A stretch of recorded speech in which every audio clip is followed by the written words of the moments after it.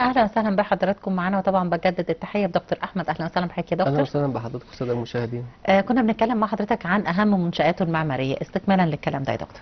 قلنا بالنسبه للمدرسه السرغطموشيه اللي موجوده في منطقه الصليبه او في شارع الصليبه، هي بتعتبر هذه المدرسه بتقع في اخر شارع الصليبه. هذه المدرسه اللي بيميزها والفريد فيها ان فيها العديد من القباب، فيها قبتين.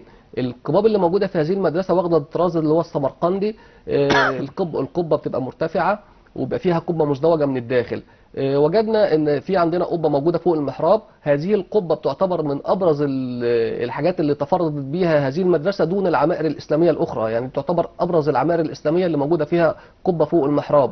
وجدنا كمان ان هذا المنبر اللي موجود داخل هذه المدرسه اللي في ايوان القبله مصنوع من الحجر ومن الرخام.